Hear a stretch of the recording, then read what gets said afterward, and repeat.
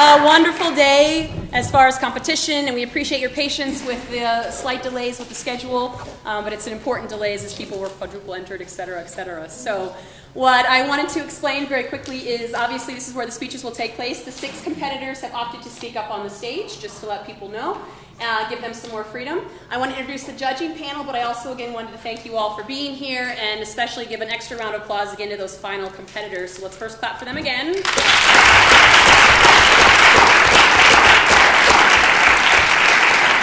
And if you weren't aware, the top 2 speakers from tonight's event will move on to the Nationals, and it will be held at Berry College in Rome, Georgia. So, yay. So let me very quickly introduce our panel. Inside your packets that you'll get at the end of the night, you have longer biographies of your panelists. They're all Seward community members, and so we'll just go down the list very quickly, and they might just turn around and wave to you. Just alphabetical order, Ellen Beck. She's waving, excellent. She's been a journalist for more than 30 years, specializing in healthcare policy. She's the former editor of the Washington Examiner and has worked as reporter, desk editor, state editor, and policy analyst editor for United Press International. Currently, she represents the 1st Ward in the Seward City Council and is president of the Seward County League of Women Voters. Next up, alphabetical order, Reverend Dr. Brian Friedrich, current president of Concordia University. Prior to joining Concordia, Friedrich served as pastor of Peace Lutheran Church in Park Falls, Wisconsin. He also served as religion teacher and dean of chapel at Martin Luther High School in Maspeth, New York, and assistant pastor at Lutheran Church of St. John in Flushing, New York. Next up, over here on the side, Mark Colterman, another little wave. He's currently a state senator for District 24, serving Seward, York, and Polk counties. He's the president and owner of the insurance company Colterman Agency Incorporated and has been recognized as a leader in his industry, actively involved in the Nebraska Association of Health Underwriters and the Nebraska Association of Insurance and Financial Advisors. Colterman is also a life qualifying member of the $1 Million Roundtable based on professional sales and service. And our last 2 panelists tonight, Patrick Runyon. Graduated from Nebraska Wesleyan with degrees in speech communications and music theaters, currently the business development manager for Global Solutions Group at PennLink. Runyon has conducted business in 56 countries, providing sales support and training to U.S. federal and international law enforcement agencies. He's also an actor on the board of directors at the Old Glory Theater here in Seward, and has been in some local productions as well, or at the TADA Theater. And last but not least, Jeannie Weimer. True advocate of the arts, her creativity flows through her life as an author, artist, sculptor, and clothing designer. She's the owner and director of the Red Path Gallery and Tasting Room here in downtown Seward, and it houses art from over 20 Nebraska artists, as well as some wines, so go check that out later on tonight. Without further ado, I would like to move right into the competition, and so I just wanted to remind the competitors maybe to avoid walking through the center aisle and come around on the outsides. And are we ready to begin? So just say yes. Okay, so let's do another congratulatory round of applause for your first speakers tonight.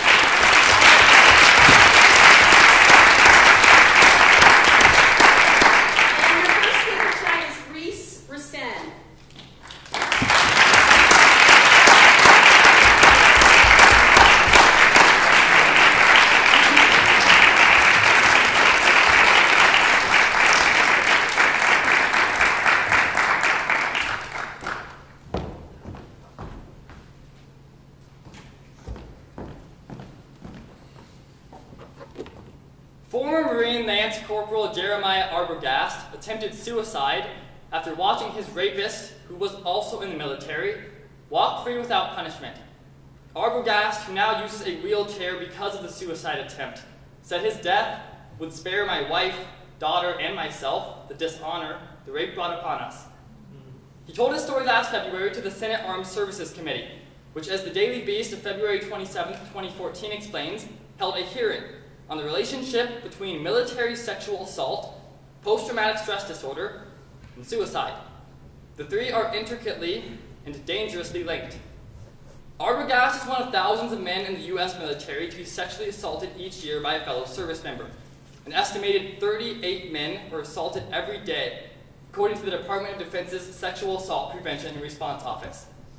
The power structure of the military, combined with the fact that all investigations into sexual assaults are conducted by the military, creates a culture where the fear of being harassed more, or even misdiagnosed with a personality disorder, keeps those assaulted from speaking out.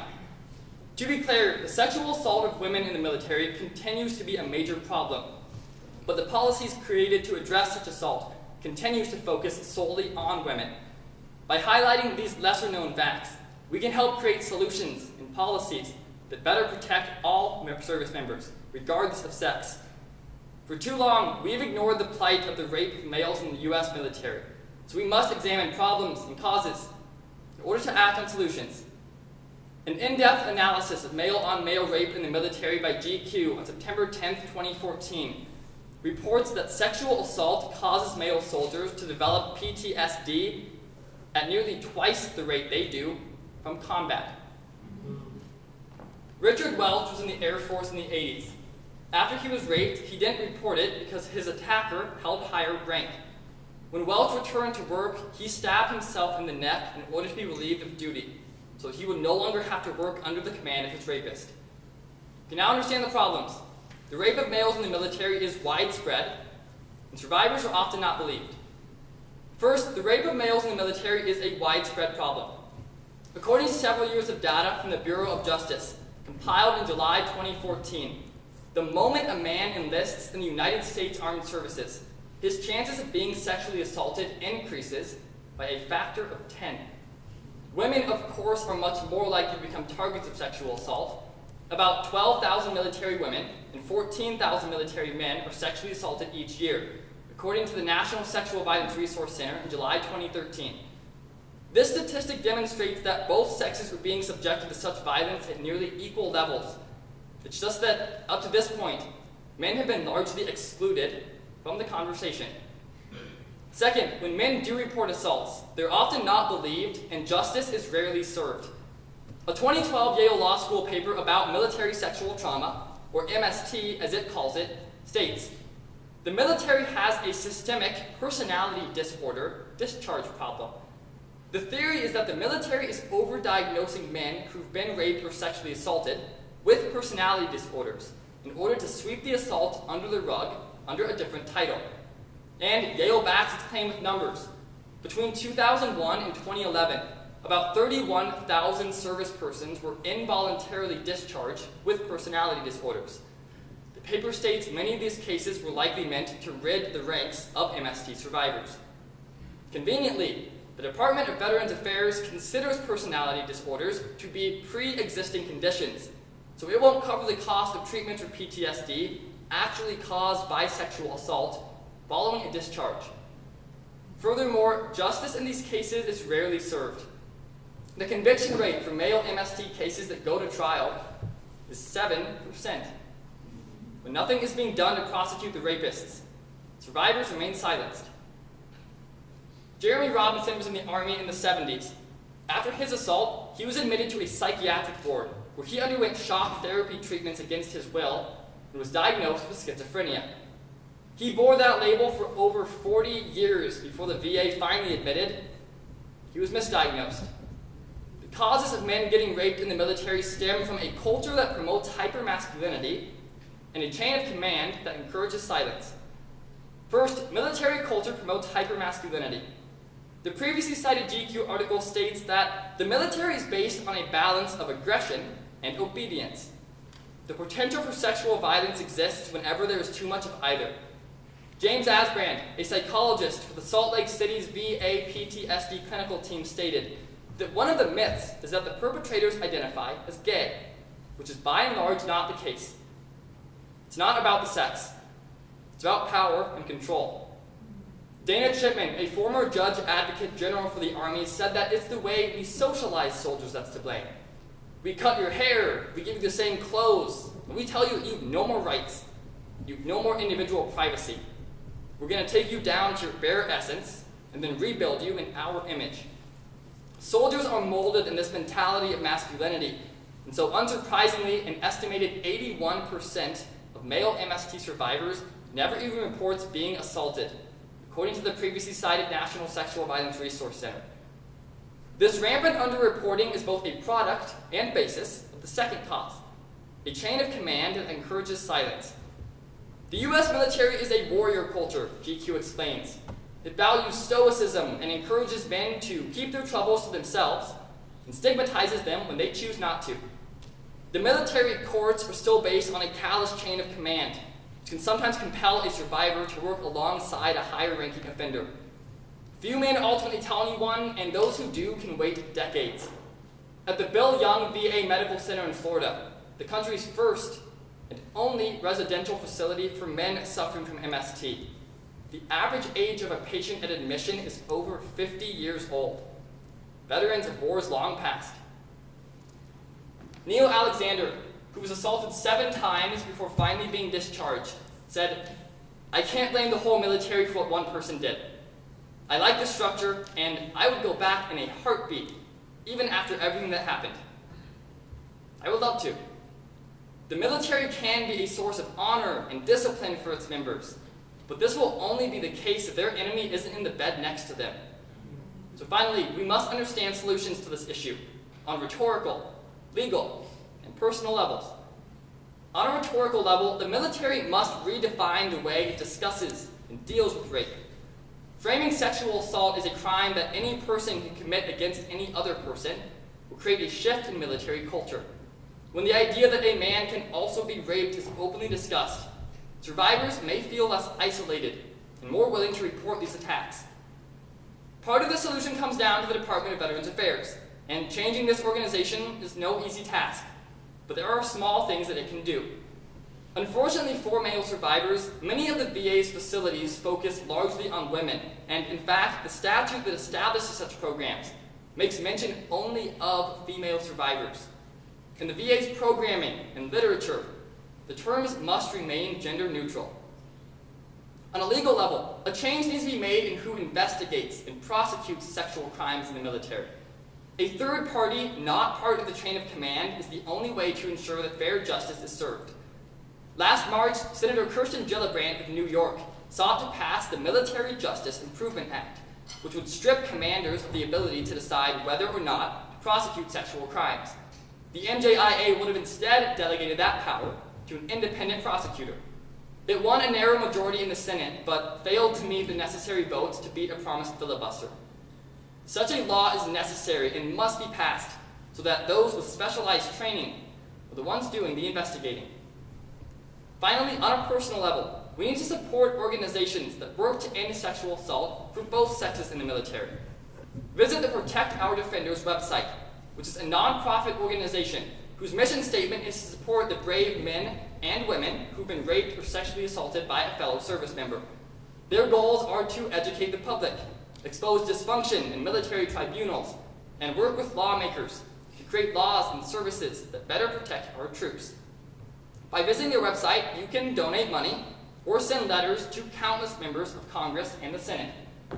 I've created a handout with information about Protect Our Defenders, as well as the contact information for the ROTC offices of Nebraska colleges that offer such programs.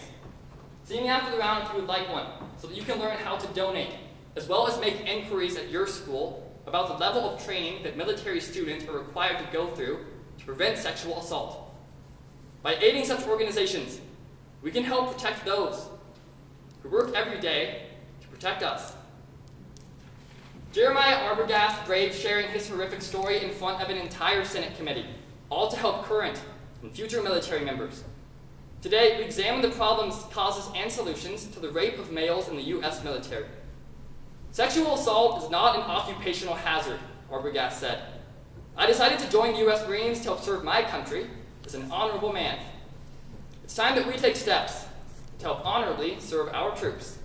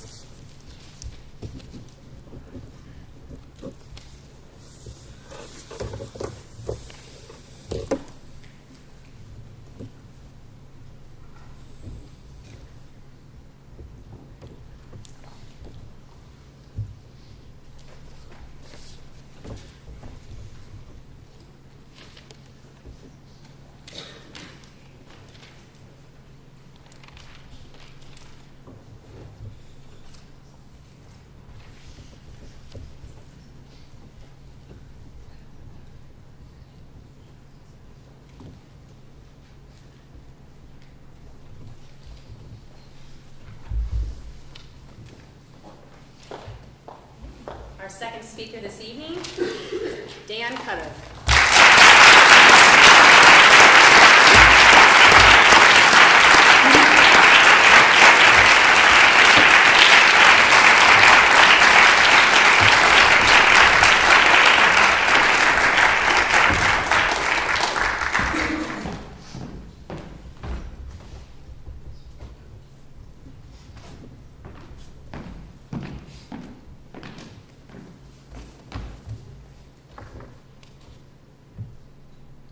Farquhar looks like your typical 9-year-old girl. She has scrapes on her knees from falling on the playground, short blonde hair, and a smile with a missing tooth. But it's not about what you can see with Kaliki. It's about what you can't. For the past 4 years, she has been struggling with a severe case of bipolar disorder. Her mother, Jen, tells me in a personal interview on July 2nd, 2014, that despite being only 9 years old, Kaliki has attempted suicide several times by cutting her wrists, overdosing on medication, and trying to jump out of a moving car on the highway. And she's not alone, even if she feels like it. According to the National Alliance on Mental Illnesses website, or NAMI, 7 million American children suffer from a severe mental illness, defined as severe depression, bipolar, schizophrenia, and post-traumatic stress disorder. And the statistics are horrifying. According to the aforementioned NAMI, over 90% of all young people who kill themselves have a mental illness, and yet only 1 in 5 of mentally ill children ever get any treatment at all. In the wake of multiple mass shootings, adult mental health has grabbed greater national attention, but we are currently failing to confront this problem at its source: our children. Effective treatment must begin earlier, as the Wall Street Journal found on January 12, 2015, that half of all people with a mental illness exhibit symptoms before the age of 14. A greater emphasis must be placed on diagnosis, treatment, and removing the stigma of our country's mentally ill youth. Today, we will look at the causes surrounding the neglect of childhood mental illness, its detrimental effects, and critically important solutions. I asked the mother of another bipolar child, Kelly Steempley, what she wanted to tell the world about her son's mental illness. She said, "Mental illness is not a death sentence, but it will become one if we continue to ignore it." According to 2014 statistics from the Centers for Disease Control and Prevention, 5% of Nebraskans under the age of 17 suffer from a mental illness, the vast majority of them going completely untreated. The two causes surrounding our failure to confront childhood mental illness are a lack of research and a negligent healthcare system. Initially, there is a severe lack of research when it comes to childhood mental illness. It was just 2014 that the Centers for Disease Control published the first ever report on mentally ill children. However, the National Institute on Mental Health reports on their website, updated weekly, that any research that does exist is potentially flawed because children's brains are constantly developing. This also renders the possibility of finding accurate treatments highly unlikely. CNN of February 11th, 2014 shared the story of 10-year-old Gianni Cristini, who has bipolar disorder and schizophrenia. His mother testifies that you try medicine for a day or a week, and then it just stops working. Because there is so little research on childhood mental illness, families have no roadmap for treatment, leaving them to fight their battles completely alone. Second, our healthcare system is actively making things worse. Congressman Tim Murphy of Pennsylvania boldly stated in the USA Today on June 25th, 2014, that there is no other area of medicine where the government is the source of the stigma. The cuts that have been made in healthcare budgets have disproportionately harmed this already fragile source of care. For example, the American Academy of Child and Adolescent Psychiatry reports on their website, updated daily, that since budget cuts hit their department in 2009, the average psychiatric hospital has been forced to reduce their number of beds by 10%, leaving more than 5,000 children without the help they desperately need. Furthermore, when a child begins to exhibit symptoms of a mental illness, oftentimes the first thing a parent does is take them to a general pediatric practice. However, the aforementioned Wall Street Journal article found that only 1 in 4 pediatric practices employ a mental health professional on staff, meaning that a child's first line of defense is no defense at all. Kelly Steepley has removed the knobs from her oven, locked away her kitchen knives, and placed a deadbolt on her 16-year-old daughter's room. But it hasn't stopped her 10-year-old bipolar son, AJ, from threatening to burn the house down, cut his wrists, or rape his sister. The effects of childhood mental illness are twofold: prolonged diagnosis and treatment, and stigma perpetuation. Initially, a deficit in research and providers means that children face horrendous delays when it comes to diagnosis and treatment. The aforementioned National Institute on Mental Health found that it takes an average of 10 years to properly treat a diagnosed child. And these delays are only made worse by rampant misdiagnosis. As Psychology Today of February 13th, 2014 found that 1 in 4 children with ADHD actually has bipolar disorder.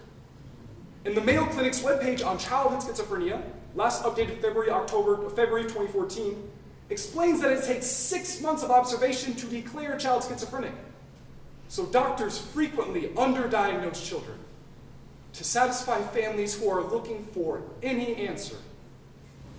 Millions of children are currently living with undiagnosed disorders as they develop and become worse.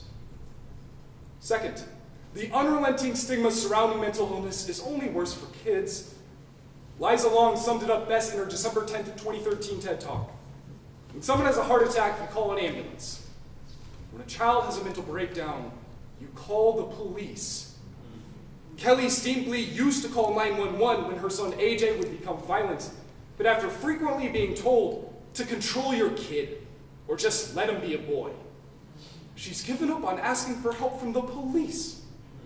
And this stigma has had a drastic effect on our children, as Dr. Arlen Nasir explains in her June 17th, 2014 Omaha World Herald article, that statistically these children have the lowest self-esteem of anyone in their age groups, because they usually know that something is wrong with them. But when authority figures like doctors and police officers don't have an answer for them, kids blame themselves. Kaliki Farquhar chimed in on her mom's aforementioned interview, saying, "No one knew why I did bad things for so long, so I listened to the voices in my head who said it was my fault. That's why I hurt myself." Our ignorance has led to the demonization of these children, whose greatest crime is something they can't control. On July 24th, 2014, AJ Steepley tried to hang himself. Kelly told me, "I hope he's still alive at 13. This is a crisis that has gone on for far too long, but we can offer solutions on both a governmental and a personal level. First, on a governmental level, a greater emphasis must be placed on diagnosis and treatment for our children. And to do this, Congress must pass the Helping Families in Mental Health Crises Act, which according to the Washington Post of October 24th, 2014, is a bipartisan bill with 115 sponsors in the House of Representatives. This bill would increase the number of psychiatric hospital beds, create more jobs for mental health professionals in the private and public sectors, as well as provide alternative methods of funding and research. I have with me here these folders, and they contain a pre-written letter to Nebraska's legislatures Brad Ashford of District 2 and Adrian Smith of District 3, as Jeff Fortenberry of District 1 already supports this bill. All you have to do is sign the bottom of the letter and send it to your correct representative in order to urge them to also join the other 115 sponsors. This bill needs as much support as possible in order to make it onto the House floor, and thusly, gain President Obama's eye. And second, we have a social responsibility to remove the rampant stigma surrounding childhood mental illness. Look around you. Basic statistics say everyone in this room knows someone with a mentally ill child, but parents are constantly afraid to talk about it. Because stigma is perpetuated by ignorance, I urge you all to please educate yourself. And that is where the rest of my folders come in. They contain various statistics from the National Alliance on Mental Illness's website, links to short documentaries and educational videos, as well as the narratives from the mothers of the speech that I have cited so far, Kelly Stingley and Jen Farquhar. There's also what signs to look for and what steps to take if you think your child may be mentally ill. And if this is the case, there are great options right in our own backyard. The Allegiant Creighton Health Psychiatric Residential Treatment Facility in Omaha, Nebraska is one of the top residential treatment facilities in the country, and it is specifically designed to treat children aged 6 to 17 for their mental disorders. And it is covered by Medicaid, as well as a variety of different private insurance plans. There is a lot of people in this room, and I have a limited number of folders. However, I have a lot of business cards, and if you contact me on the email, I will gladly send you all of the information online. If these kids had physical disorders, there would be an outpouring of support. Instead, they fight their invisible diseases every single day. It's time for us to join in the fight. We need to put a face on childhood mental illness, otherwise it will always just stay someone else's problem. Clique Farquhar is not just another story. She's my niece, and she's only 9, but she's the bravest person I've ever met. And I am incredibly proud to announce that 1 week ago exactly today, Kaliki was released from Meridell Achievement Center in Austin, Texas, a program similar to the one in Omaha, and my sister told me, "It feels like I finally have my baby back." But millions of more lives are hanging in the balance. But by acting now, we can make sure all children can have a safe and happy future.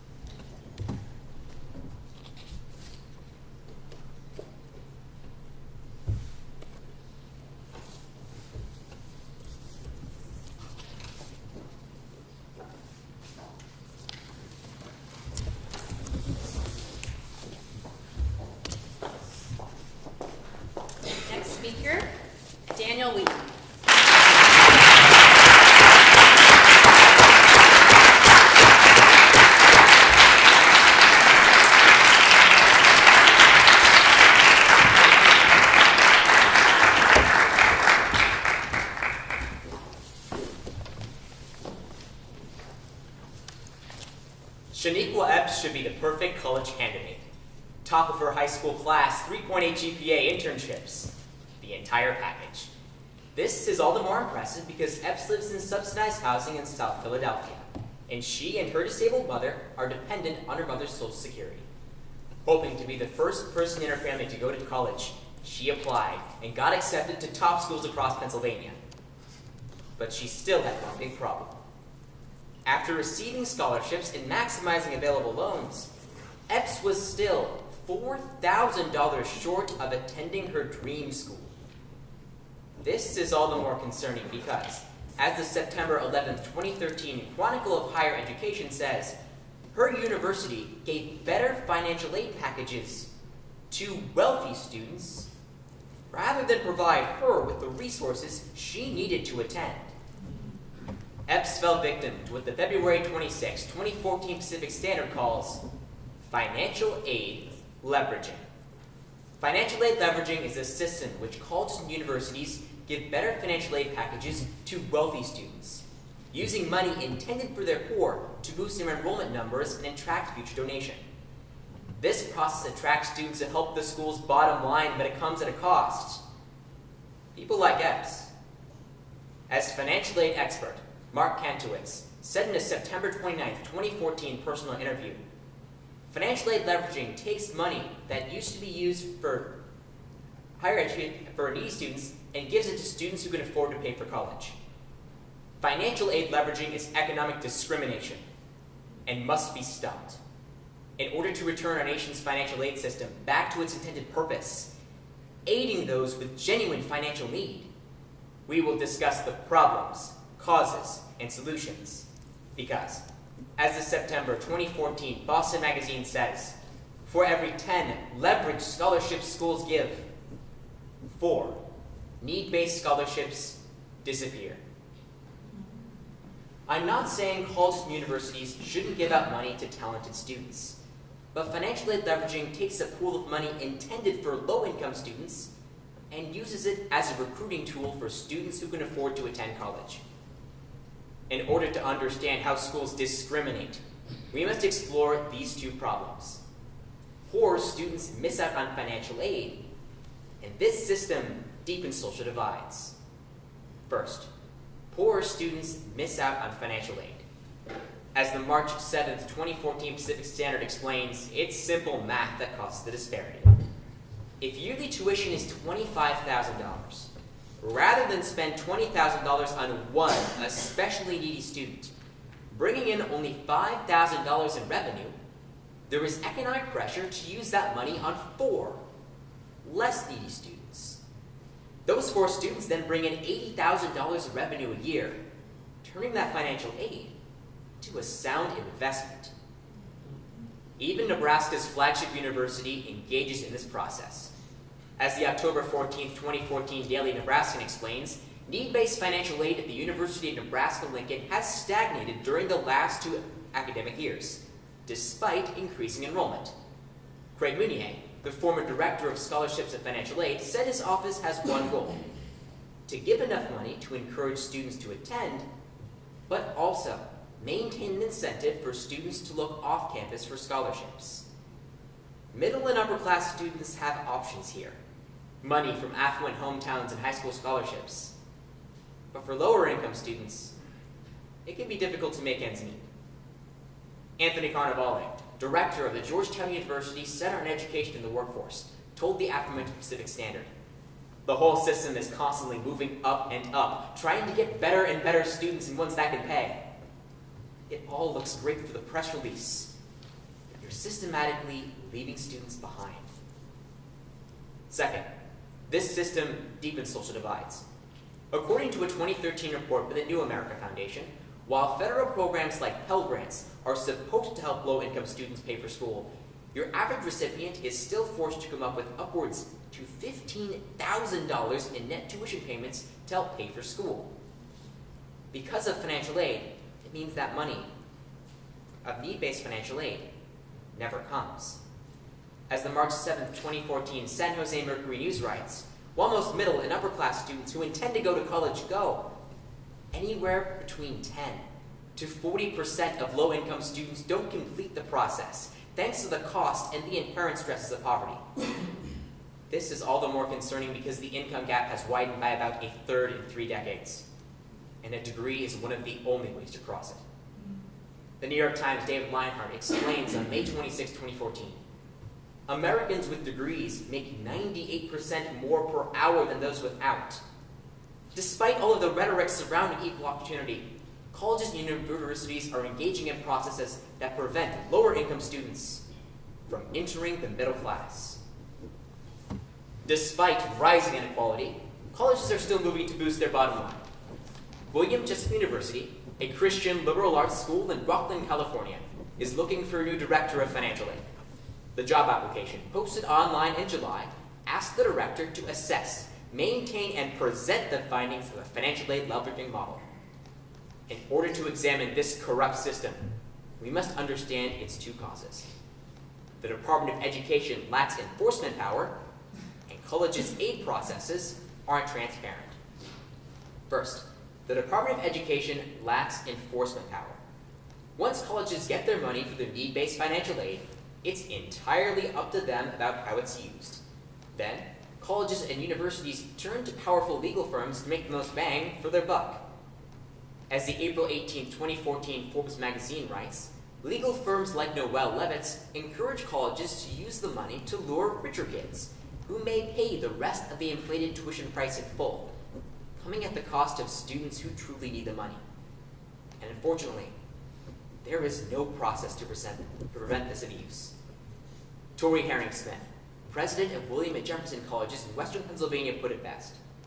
We have $2.2 billion in need we are not filing, and we just spent $3.3 billion on students who can afford to go to college.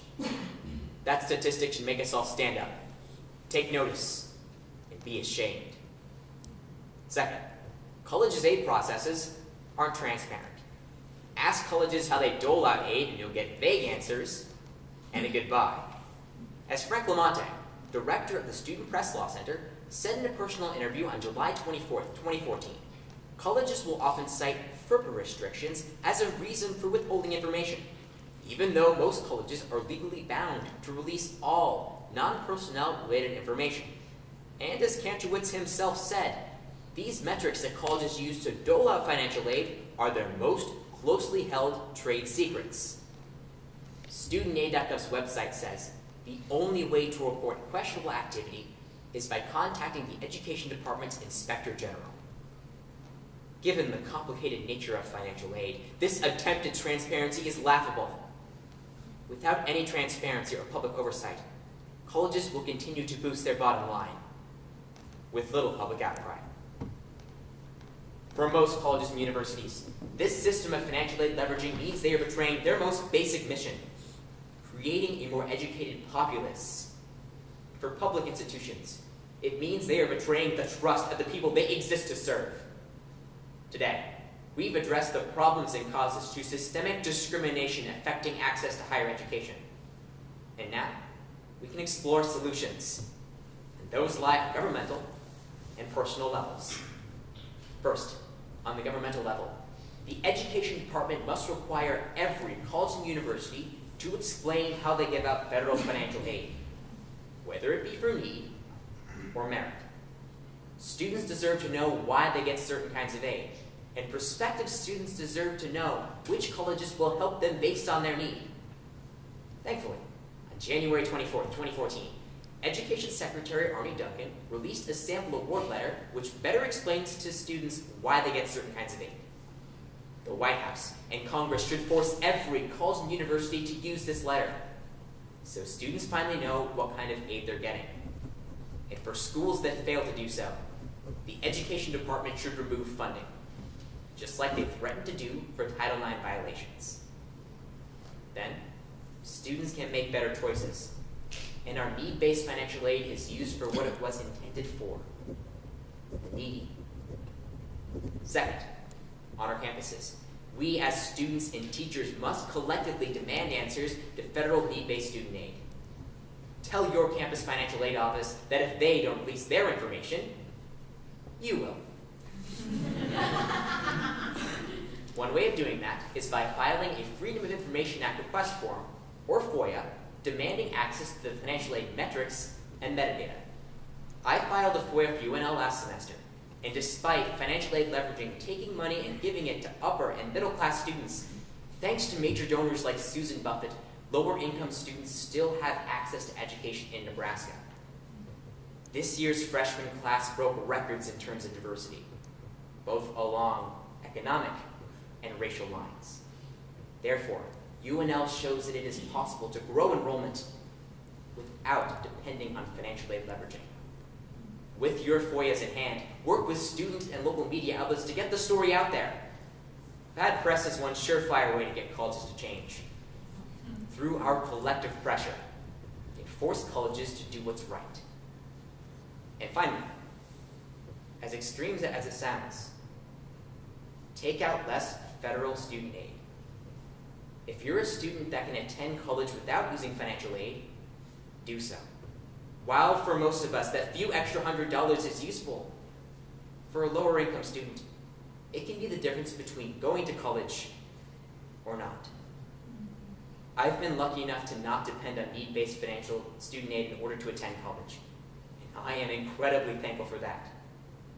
For students that like me, the more money we leave, the higher the chance you can go to a student whose ticket to college may be just a few dollars away. Being resourceful, Epps decided to enroll in Pittsburgh Community College until she had the funds to attend her dream school that she should have been able to attend from the start. Today, we've addressed the problems, causes, and solutions to systemic discrimination affecting access to higher education. Through our collective pressure and demanding answers, we can force colleges to do what's right and make higher education a possibility for all.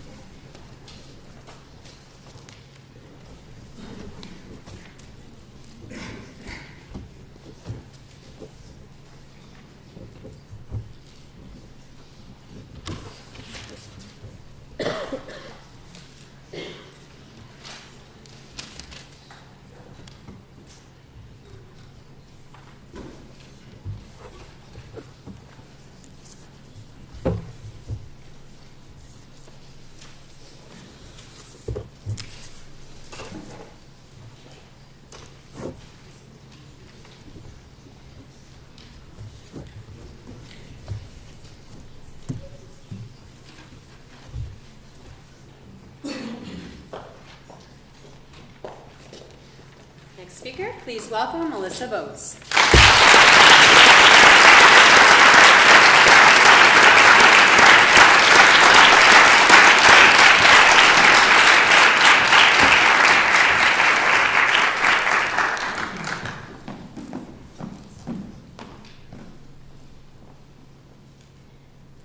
Fryeburg, Maine is a beautiful small community filled with water springs and green landscape. In 2004, the 3,500 residents were shocked to see large Nestle trucks taking over their streets. The Nestle Corporation was drawn to Freiburg for its abundance of fresh, clean water. And by simply setting up shop in town, Nestle was allowed all the water they could want, at virtually no cost. And just like that, Freiburg's water supply became Nestle's product supply. According to the 2009 documentary Tapped, when Nestle informed Freiburg that they were transferring their water source to a deeper well, the town went without water for 2 days. Fire trucks had to transport water to the local nursing home to avoid a disaster. Stories like Freiburg's had become the norm for bottled water companies nationwide, but Nestle is by far the worst culprit, controlling 70% of the world's water brands. Business Insider of July 12, 2014, states that Americans are the biggest consumers of bottled water, at nearly 9.7 billion gallons per year, a number that has grown by 371% since 1991. And the industry is keeping up with this demand. From New Hampshire to Illinois to the most drought-stricken areas in California, large companies like Pepsi, Coca-Cola, Nestle, and Evian have the right to locate groundwater sources, mine them, and hike up the price to as high as 2,000 times the price of tap water, with little to no regulations. The bottled water industry, led by Nestle, is stealing water from our most vulnerable communities, and we cannot allow them to continue. Today, we'll examine how the industry is getting away with this, the negative effects it has on communities, and finally discuss solutions to redeclare access to clean drinking water as a basic human right, not an opportunity for profit. Bottled water companies aren't just stealing water from the United States. In one small village in Nigeria, Nestle extracted water from 2 deep wells, drying up the local supply and forcing them to turn to bottled water. The problem? Most Nigerians' income can't afford 1 bottle per day. We'll discuss 2 causes: lack of regulation and vulnerable communities. First, the Atlantic of September 2nd, 2014 puts it simply. No law requires bottled water companies to reveal their sourcing locations or how much water they use. Water mining and groundwater control is different for every state. Many states, though, like Maine, still operate under the 200-year-old principle of absolute domain. The idea is simple.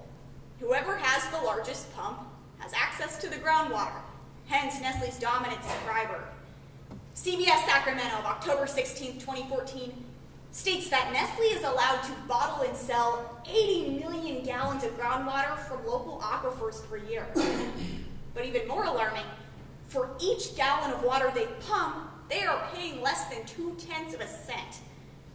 This industry is exploiting loopholes to create large profit, showing that extracting water may not be ethical or moral, but is perfectly legal.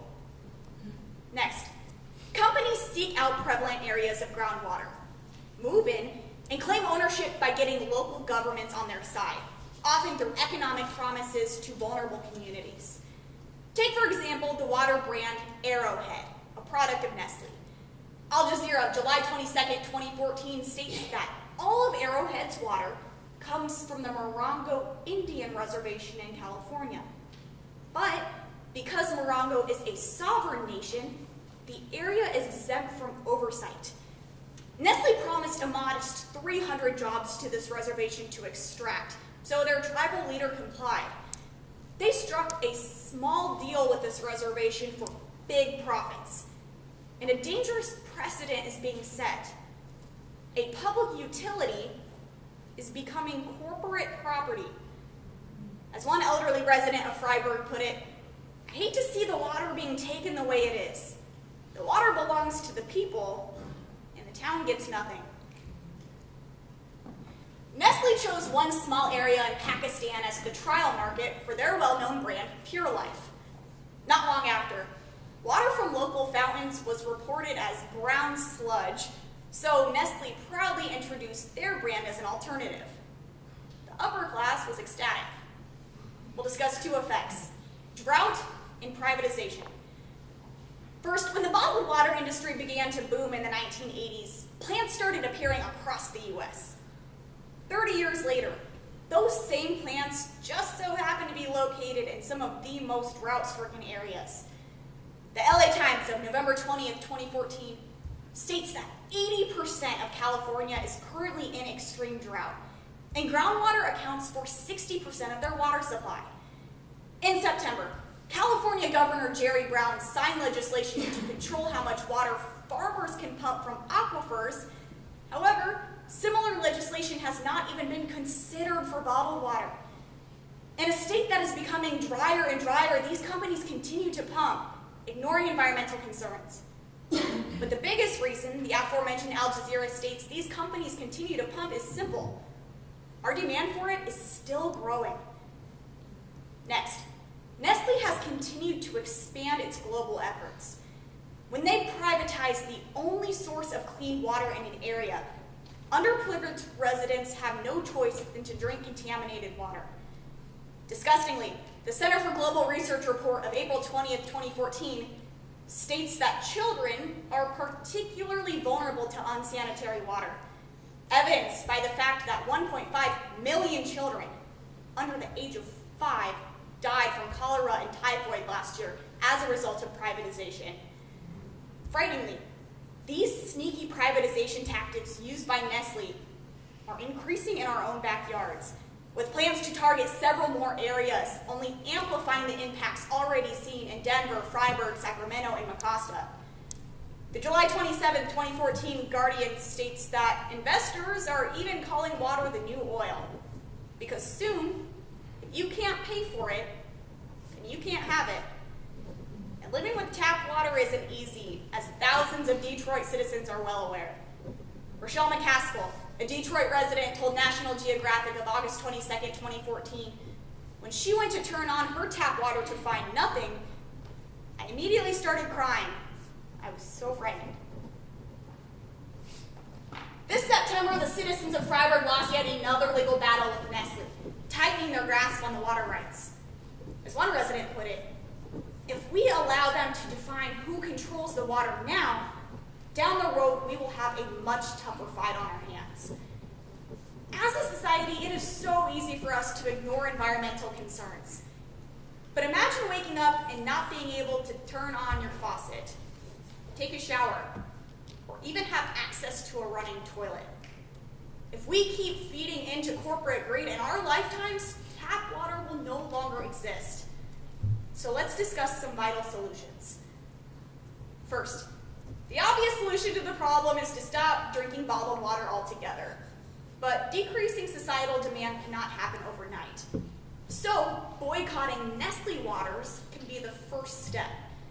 If you have to drink water, choose brands that use groundwater, that use reprocessed water rather than groundwater, as Mother Jones of August 11, 2014 suggests. The problem is, Nestle operates under so many different brands like Arrowhead, Pure Life, and Best Choice as a marketing tactic. So, I created a card you can keep in your wallet, which lists which water brands are Nestle products, and better brands if you absolutely have to buy bottled water. Take a few and urge others to at least move away from Nestle. If we can decrease demand from the most powerful company, the effects will trickle down. But let's not stop there. The aforementioned documentary states that Nestle spends billions of dollars every year promoting their image and absolutely loathes negative publicity. This issue needs to go viral to delegitimize Nestle as a corporation. And what better way to do, though, than through social media? In addition to the resources used in this speech exposing Nestle, I have links to both the films Tapped and Bottled Life, along with a resource called StopNestleWaters.org. Take a moment after the round to sign up with me, and I will share one or more of these resources on your Facebook wall or email them to you if you don't have Facebook. Once I do so, I propose that you share that resource on 5 of your friends' wall and then encourage them to do the same. Bad publicity can be effective and is a method that must be employed if we are to educate each other and force companies like Nestle to rethink their tactics. Change takes several individuals to do their part. But it's time we join the communities already fighting to regain our access to our nation's greatest resource. Today, we explore the causes, effects, and solutions to the ugly practices behind our love for bottled water. We live in the most powerful nation in the world. Access to clean water as a basic human right should be a foregone conclusion. Yet with every sip, we are denying that access to more and more Americans. The citizens of Freiburg didn't see it coming in 2004, when their small community changed forever. We must join their fight to ensure that clean, safe water is always just a tap away.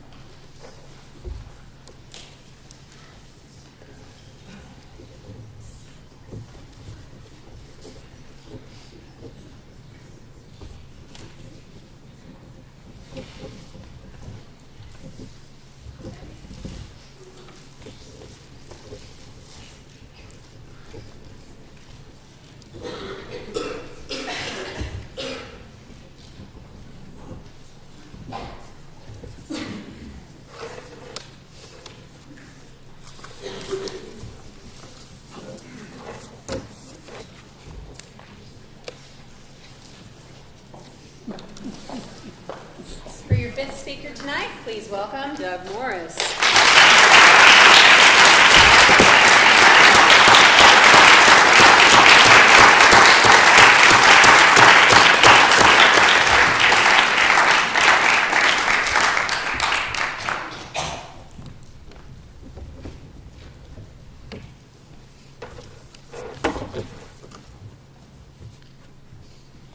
With 6 bullets lodged into his body and suffocating in his own blood, Army Sergeant Sean Manning watched a terrorist kill his military family.